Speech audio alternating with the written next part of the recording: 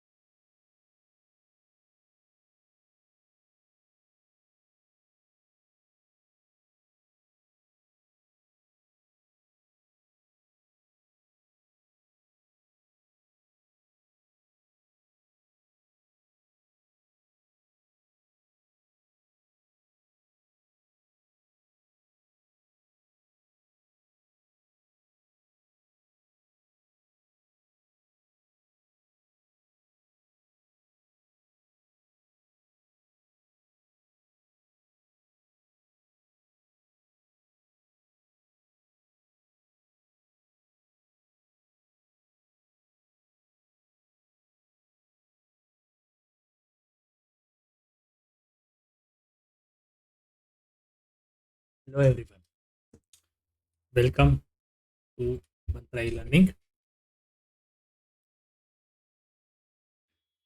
Management accounting 1 MCom sem 3 का एक important subject है।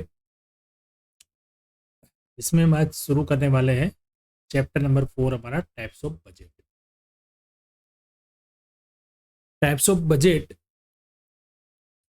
यानी कि हमने देखो मैनेजमेंट अकाउंटिंग की सिस्टम जो है उसमें हमने पढ़ा है कि मैनेजमेंट अकाउंटिंग जो है वो जहाँ पे फाइनेंशियल अकाउंट और कॉस्ट अकाउंटिंग का काम खत्म होता है वहाँ से मैनेजमेंट अकाउंटिंग का काम शुरू होता है। यानी मैनेजमेंट अकाउंटिंग जो है वो है कि डेटा जो भी हमारे पास है उसको मैनेजमेंट के सामने प्रेजेंट कैसे करना है जिससे मैनेजमेंट जो है वो एक बढ़िया सा अच्छा सा डिसीजन ले सके, बिजनेस को एडमिन यानी कि डायरेक्ट करने के लिए कुछ भी ठीक तरह से इंपॉर्टेंट डिसीजन मेकिंग में उनको काम है।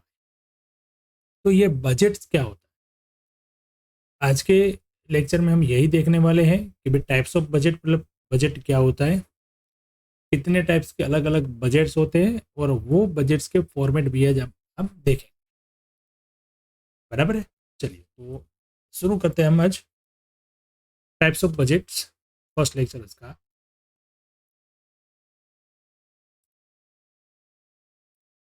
देखो बजट यानी कि नॉर्मल हम कह सकते हैं ऐसा, बजट यानी कि कोई भी हमें कुछ भी काम करना है, कोई भी पॉलिसी इंप्लीमेंट करना है, कुछ भी करना है तो उसका पहले से प्लानिंग करना, ये होता है बजट। प्लानिंग करने का मतलब ये है कि हमें प्रोडक्शन कितना चाहिए, तो ये हमारा पर्पस हो गया है कि भाई हमें प्रोडक्शन के लिए कुछ बजट बनाना है, तो उसके लिए कुछ डेटा हमारे पास रहना जरूरी होता है। तो एक होता है अकॉर्डिंग टू पर्पस, यानी कि यहाँ पे हम टाइप्स ऑफ बजट देखें तो बजट का पर्पस क्या होता है, मतलब कौन सा बजट क्यों बनाना है, वो जब क्लियर होगा तो उस हिसाब से बजट्स बनते हैं। उसमें आता है प्रोडक्ट कॉस्टिंग, कंट्रोल और रिस्पॉन्सिबिलिटी और फोरकास्ट बजट। मतलब बजट बनाने का पर्पस क्या होता है, बजट क्यों चाहिए हमें। तो प्रोडक्ट कॉस्टिंग यानी कि हम जो प्रोडक्ट बना रहे हैं उसका कॉस्टिंग कैसे निकलना है, कितनी उसकी कॉस्ट रहेगी, वो जानने के लिए। कंट्रोल और रिस्पॉन्सिबिलिटी, प्रोडक्ट की कॉस्ट को कंट्रोल करने के लिए और उसकी रिस्पॉन्सिबिलिटी मतलब क्वालिटी से कॉम्प्रोमाइज नहीं करना है और कॉस्ट हमारी मिनिमम आए। और फोरकास्ट बजट मतलब फॉर फ्यूचर, तो फ्यूचर के कोई प्लानिंग के लिए ये बजट होता है, उसको हम बोलते हैं अकॉर्डिंग टू पर्पस। और बजट बहुत सिंपल होता है, बजट बनाने में कोई फॉर्मेट नहीं होता है, पर्टिकुलर फॉर्मेट नहीं होता। यहाँ पे हम जो बात करेंगे उसमें मैं फॉर्मेट आपको बना के दूंगा कि इस तरह से फॉर्मेट होते हैं, आपको क्वेश्चन में वही फॉर्मेट यूज़ करना है। बट प्रैक्टिकली देखा जाए तो इसका कोई पर्टिकुलर कोई फिक्स फॉर्मेट नहीं है। जैसे फाइनेंशियल अकाउंट में हम देखें तो बैलेंस शीट का फॉर्मेट हमें कंपनी एक्ट में दिया है, उसी का हमको यूज़ करना है।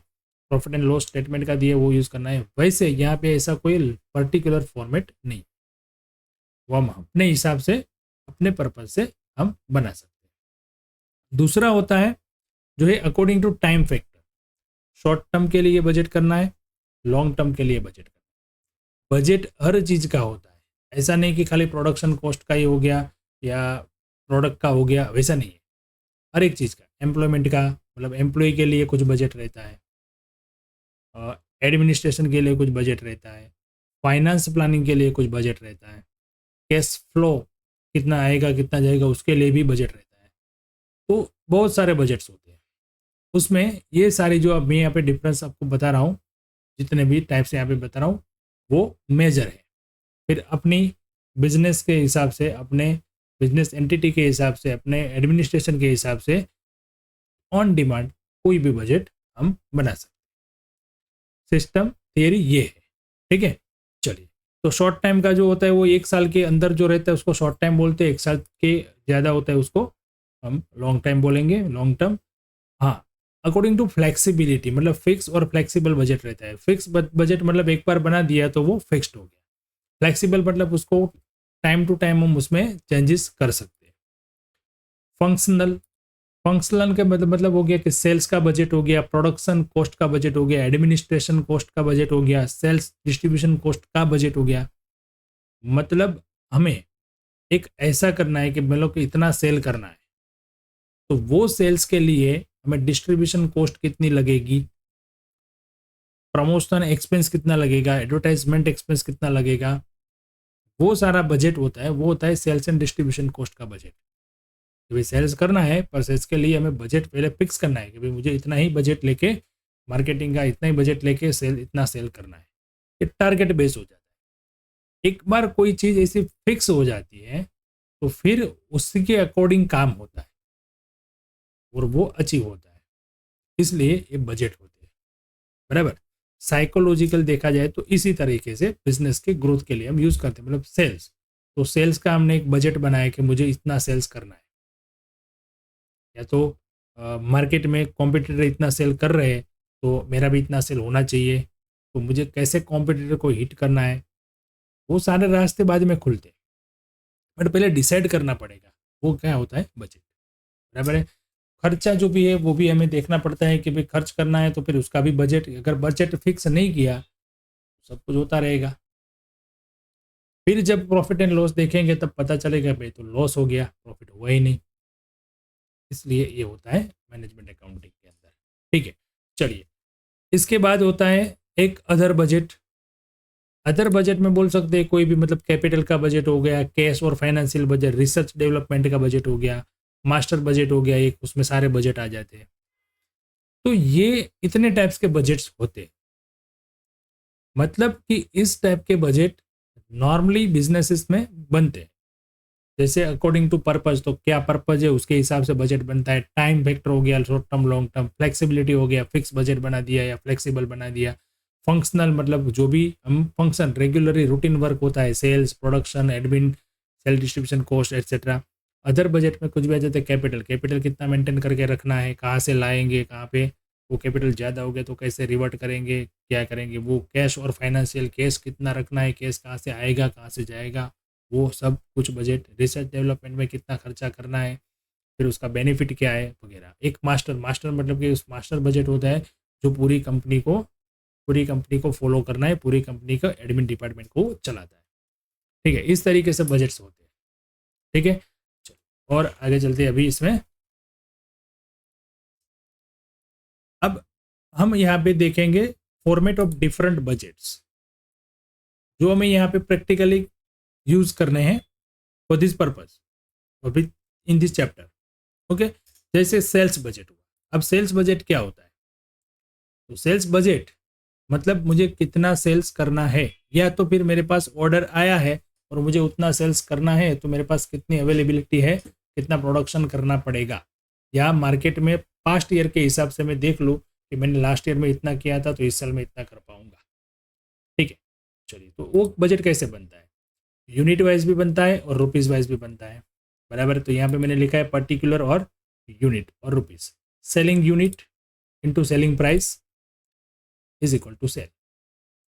सिंपल सा बजट है कि भाई मुझे इतना सेल करना है, ये बजट कोई यूनिट में डिसाइड करता है, कोई रुपीज़ में डिसाइड करता है, तो उस तरीके से ये बनता है।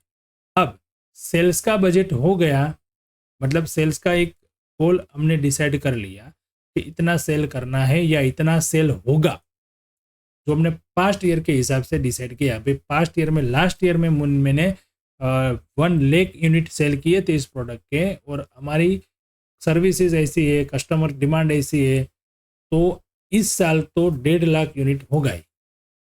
अब सेल्स का जब बजट डिसाइड होता है ना, उसके बाद सारी प्रोसेस चालू होती है, क्योंकि कोई भी बिजनेस में सेल्स जो होता है ना, वो क्या होता है, ब्लड होता है बिजनेस का। सेल्स चलेगा तो ही पूरा बिजनेस चलेगा, सेल्स खत्म तो बिजनेस खत्म। ठीक है, तो सेल्स यानी कि बिजनेस का ब्लड होता है, ऐसा मानते हैं लोग। ठीक है, तो दूसरा बनता है फिर प्रोडक्शन बजट। मैंने डिसाइड कर लिया कि भाई मेरे को इतना सेल्स करना है, तो उसके लिए प्रोडक्शन कितना करना पड़ेगा, तो प्रोडक्शन का एक बजट होता है। प्रोडक्शन का बजट हम इस तरीके से बनाते हैं, जैसे पहले डिसाइड किया था, एस्टिमेटेड कितना किया था सेलिंग यूनिट, वो लिखेंगे कि भाई मेरे को इतना सेल करना है। वो कहाँ से मिलेगा हमें, ये जो चीज़ है, ये जो थी एस्टिमेटेड सेलिंग यूनिट, वो हमें मिलेगी यहाँ से, जो सेल्स बजट था हमारा। फिर उसमें प्लस कर देंगे क्लोजिंग स्टॉक पे। क्लोजिंग स्टॉक में इतने यूनिट तो रखने ही है, तो क्लोजिंग स्टॉक के जितने रखने हैं उतना हम प्लस करेंगे, तो मुझे मिल जाएगी ग्रोस रिक्वायरमेंट, कि इतना मुझे प्रोडक्शन करना पड़ेगा, बराबर। और अभी जो स्टॉक पड़ा है, ओपनिंग स्टॉक जो है, वो उसमें से माइनस कर देंगे, तो एग्जैक्टली हमें कितना प्रोडक्शन करना है वो मिल जाए।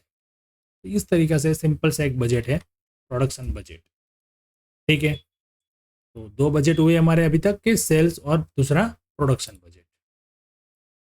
तीसरा भी आता है, देखो स्टेप बाय स्टेप चलेंगे, याद रहेगा। सबसे पहले सेल्स डिसाइड किया, सेल्स हो गया, उसके बाद क्या होगा, कितना प्रोडक्शन करना पड़ेगा, तो क्या है अब दूसरा प्रोडक्शन बजट।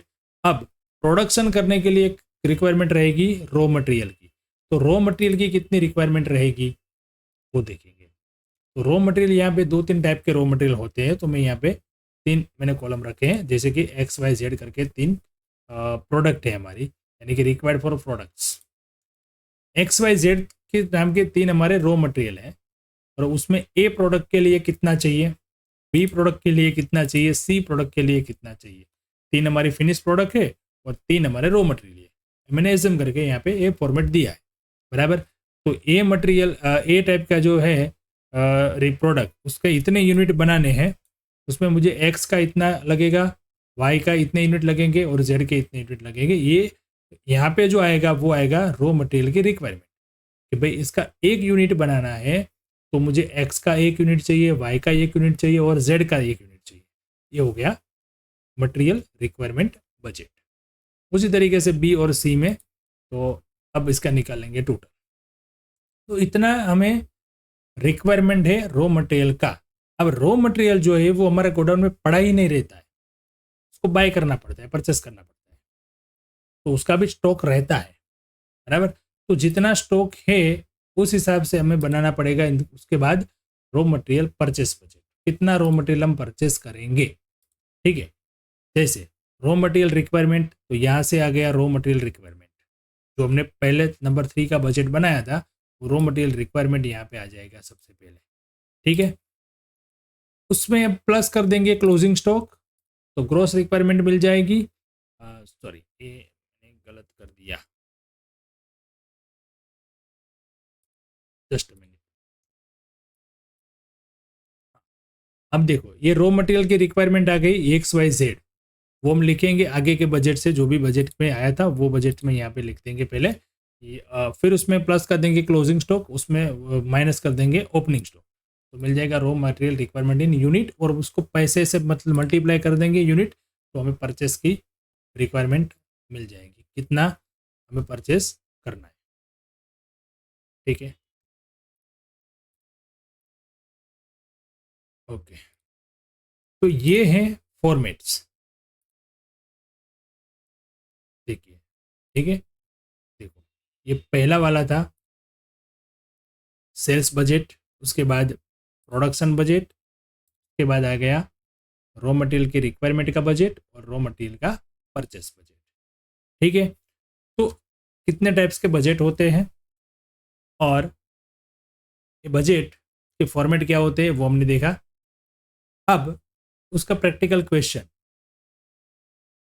ठीक है, उनका प्रैक्टिकल क्वेश्चन हम देखेंगे।